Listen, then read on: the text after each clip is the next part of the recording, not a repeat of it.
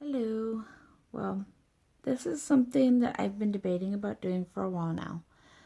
Um, and it's mainly talking about the chronic illnesses that I live with. It's hard for me to talk about it because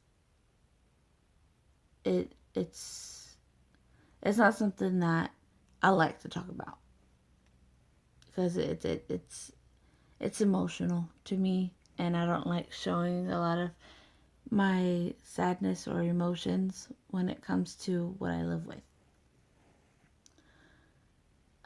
I have hypothyroidism and I have PCOS. Hypothyroidism is dealing with my thyroid gland. I don't have a thyroid, so I don't produce enough thyroid hormone or metabolism, so I gain weight easily, and it's very hard for me to lose weight. And I know those of you who've seen my weight fluctuate a lot through the years. So on that note, it's hard for me, especially as a woman, to be on and off with my weight and, seeing how I used to look and how I look now. And, it takes a toll on me. It does. And it's hard to have that feeling that I have to work 10 times harder to get to where I want to be. I was diagnosed when I was 16 years old. I was rushed to the hospital and they did blood work and automatically put me in and told me within the hour that I had hypothyroid. It was hyper at the time, hyperthyroidism, and that I needed to immediately take radiation and kill it. Me and my mom had no idea what was going on. We were rushed in blind. I didn't even know what a thyroid was at the time. And they put me in a room while my mom was being told what they were going to do. And they were giving me radiation to drink. And I had to take it because my life depended on it. And if I didn't, I would go into organ failure and my heart would stop. If I never went in or didn't go in sooner, if I went in later, I would not be here today. It was hard on me and my mom, especially because we didn't understand what was going on and everything happened so fast that it was hard for us to take in everything. That following week, I had to stay in quarantine, and that was the hardest thing to do, to be separated from my family that I'm so close to, that I had to be stuck in my room because nobody could be near me because I took radiation. I have to be put on medication for the rest of my life for it because there's no cure, unfortunately. And along with just not having a thyroid and all the issues with my body, my doctor goes and lays on, you won't be having kids either. It causes infertility, and it's hard for me to have cycles. Well, I've learned to live with that for, 5 years. Until I went to a new doctor because I started getting sick again. I wasn't feeling good.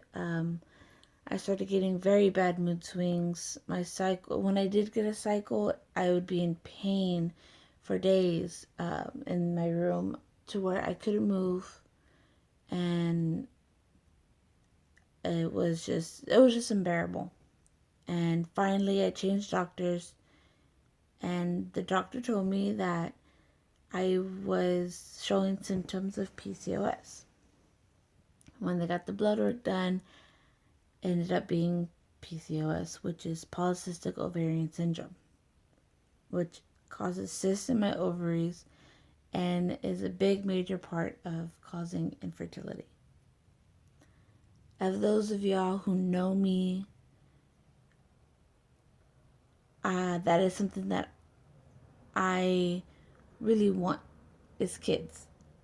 And to be told that not one time but two times, it's hard to hear, because that's, as a woman, that's something you feel like you're supposed to produce and you're supposed to be able to do in life, is create a life. And to be told you can't is, not, is not something you want to hear, especially when you're in a relationship with somebody that you feel that that you're gonna marry, and that's something y'all both have talked about, is having kids. um Luckily, I'm blessed to have Renee, and he goes to every doctor's appointment with me, and he's been there for me since day one, since I got diagnosed. And he understands, and it's something that, it's hard on both of us, but I'm just blessed that he is there for me. And it's easier to have that support system, especially with my family and my friends that understand that I do have it and I do deal with this. That is the main thing that hurts me the most, having these illnesses. But other than that, comes along with other symptoms that I deal with on the daily basis, which is um, I there's days where I call it my episodes. I get major mood swings. They're horrible. One minute I can be fine, and the next minute I'm upset and mad or crying over, little things, or having major mental breakdowns because I get so overwhelmed very easily with any little thing that can just set me off. It is physically and mentally hard on my life because I can't control either or, because there is no cure for both. And I am on medication for both on the rest of my life. Um, it causes anxiety, depression, um, facial hair that sucks, facial hair, a lot of other things that it's a lot that I can't even remember or name that I deal with. And going through these illnesses and living with this, it's hard because it's not only me that goes through it, it's my family as well. And I feel bad because it's like they see that they see what I have to go through, and I know they want to help, and I know they feel helpless because there's not really anything they can do but be my support system. But to me, that's more than enough that I need from them, is people that are there for me, and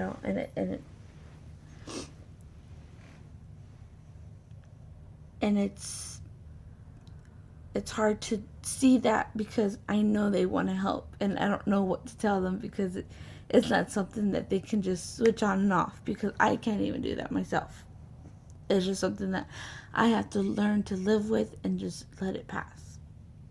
You know, when, people ask me, "Oh, are you okay? Why are you so tired?" And it's not like I sleep in because I want to be lazy, or it's not like I just have an attitude because I feel like it's because it's just something I can't control and it just happens. You know, there's foods I can't eat. I don't eat red meat because, God forbid, I eat some and the next day my feet swell or my body aches and I can't get out of bed because it just messes me up. So all I eat is chicken, which is fine. I like it, but you know, that's the only thing, or turkey meat, that I can eat. I mean, it affects not only me, but my diet, my body, my brain. It's my life that, this illness takes over. And I know it could be worse. Believe me, I know. And you know, that's another thing that I'm learning is staying positive and being able to see the, you know, the light at the end of the tunnel, that I'm going to be okay and that it is going to be okay because, you know, things are going to happen the way they're supposed to. And I've learned to keep, you know, God first and keep my faith strong, because that's something that I have to count on in order to be strong.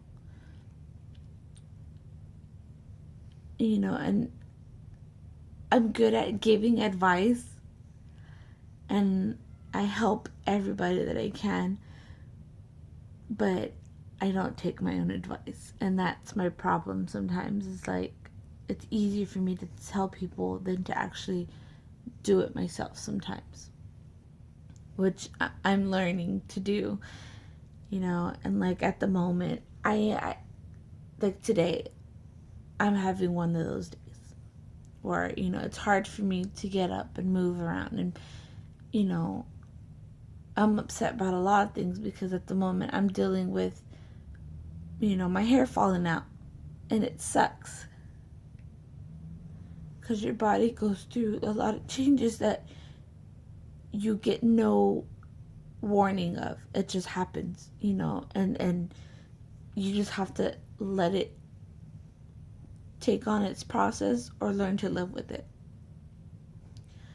And it's hard, you know, when things like that happen because you're not used to it. And it's sometimes it's embarrassing because it's like you see it and you feel like everybody else sees it, but sometimes it's only in your head, you know. Like somebody told me, you know, you're your worst critic. And it's true, you know, you are your worst critic. But when you live it, it's just something that's easy for you to see the difference in. And it's hard to deal with, plain and simple. But at the moment, I am learning to be happy with what God has given me and be blessed with what He has given me and not think of all the things that I don't have, because it could always be worse for somebody else. And even though you always want what somebody else has, somebody else wants what you have.